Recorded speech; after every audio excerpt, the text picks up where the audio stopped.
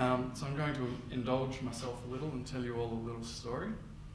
It all started when I was 8 years old. And on one school holiday, by chance, I came across the first love of my life. And although too young to know what love was, I was old enough to understand class, style and beauty. But it was not to be, and after a short time of roughly 118 minutes, it was gone. 4 years later, I saw her again, and this time I knew what love was, or at least the horny male teenage version of it, and I was able to see her in a totally different light than I had previously. But this time, again, things were cut short at only 115 minutes, and she was gone.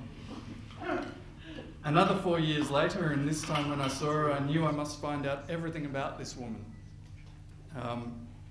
who'd introduced me to beauty and class and style, and the concept of fated romance. Sadly, my answer came too quickly when the newsreader announced, Audrey Hepburn died today at the age of 63. I was shattered. I spent the next few months going through every film she'd ever been in, and even to the point of missing school to watch a few. Sorry, Mum, Dad. Moving on. After seeing all the movies I could find in all the video libraries within walking distance, I reflected on my Audrey Hepburn movie watching marathon.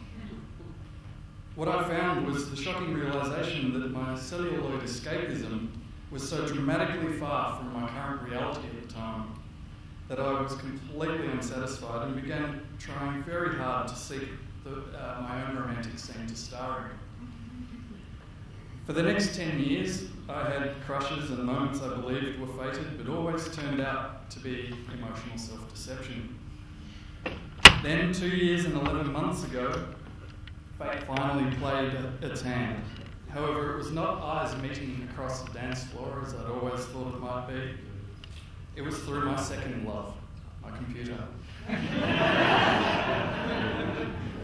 Now, for those of you who heard this next bit, I'm sorry, but to save myself being asked it another 20 times this evening, I'm going to give you the tale of how we met. I think it's important on this day above all. I messaged a friend of mine asking for help with Japanese, and the response I got was "nandemo kitte," and I, at the time, didn't know what that meant, and so I thought I'd try and pretend that I was smarter than I was at the time, and I punched it straight into Google, and I hit search, and the first search result to return back was a Japanese language discussion group, and the profile said location Melbourne. So naturally, on Thursday the 16th of March 2006 at 7:36 p.m, I fired off an email asking Ms. Ayako Hirao for help. On March the 17th, I got a reply. As we began chatting on the internet on MSN, I noticed after a few hours that it was 8:30 p.m. on a Friday, and I was still at work, and she was at home on the internet, so I thought it would be a good chance for us to catch up. So I suggested such, and shortly after that, at 9 p.m, I was picked up on Berg Street in a little Mazda. From there, we ended up at Max Brenner, the chocolate store, where everything is chocolate. My favourite place. And then shortly after that, Ayako taught me the most important words she's ever taught me. Probably the most important words I've ever learned in Japanese. Amai no suki desu, which, for those who don't speak Japanese, means I like sweets.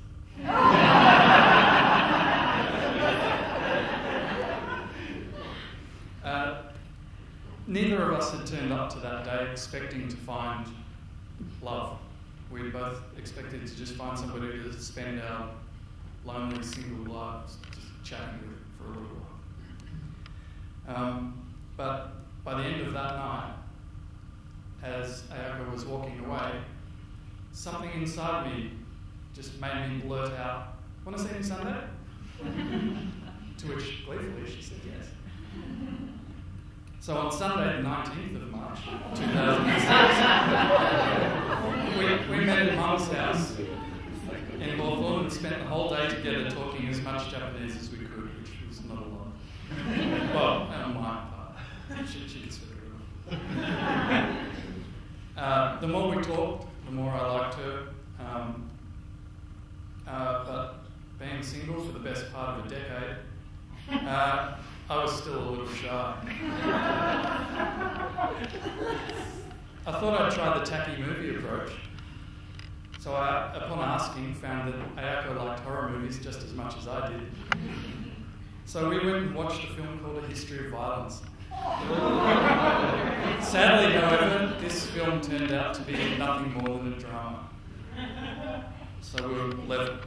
So I was totally left without any opportunity to comfort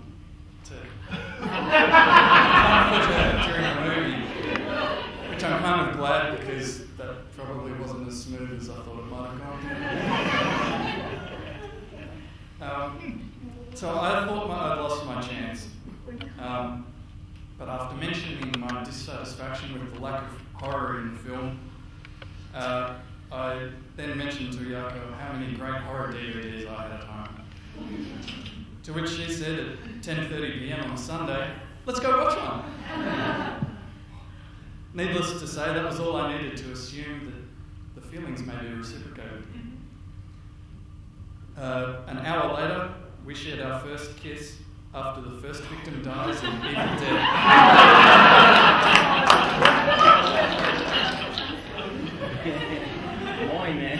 I asked, what could be more romantic than a kiss right in the middle of Evil Dead?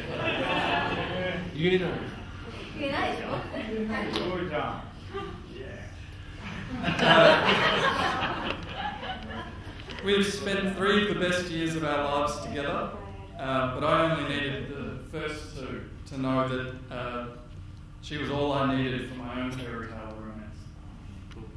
Our lives together have been perfect so far, and I now have my own wealth of romantic scenes to cherish in my mind.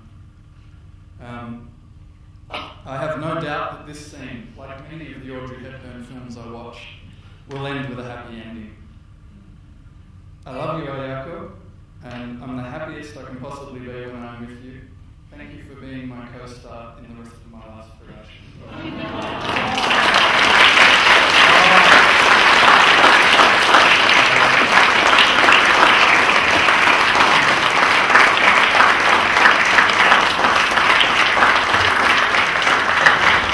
What a top speech from a true romantic. That's the reason why I do this job, because I'm a true romantic myself. Another round of applause. I thought it was sensational.